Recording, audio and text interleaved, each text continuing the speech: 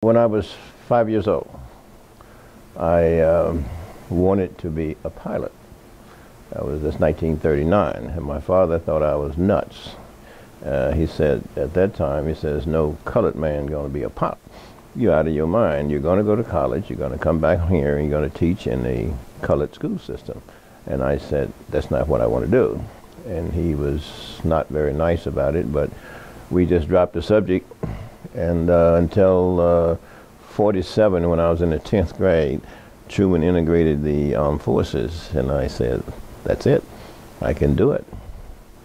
And when I came into the Army in 55, the first thing I did was apply for flight school. I got it. And Moore was a very interesting guy. He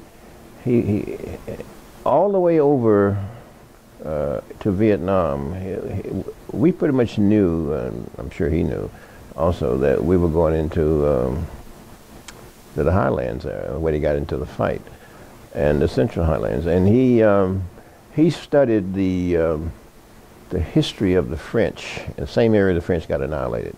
He studied that all the way over. He knew the history back and forward, and you can see it in the movie. When the movie first starts, you see the French getting annihilated.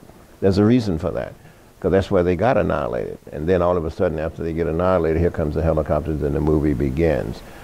If you notice, so he understood the tactics of how the French got annihilated. They had to bring everything in there in the end to save them.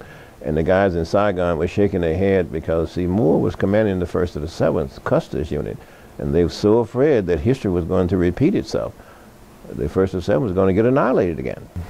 You learn to appreciate one word, now, N-O-W. Like one guy, I'll give you an example. There's a guy I'm having breakfast with. Noon he's in the body bag. And you realize that, you know, I can walk across the street and get hit by a truck. I can drive down the highway, a guy crossed the line and smack me. So when I got back, my wife thought I was nuts. She said, well, you know, I always resist.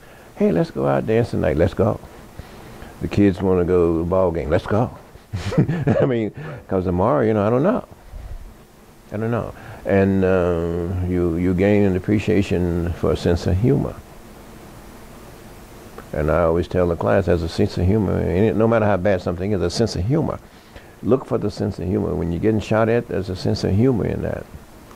The sense of humor is, rather than worrying about the shot that might hit you, enjoy the hell out of the cracks. Because if you hurt the crack, it's gone. It's gone. Enjoy the cracks.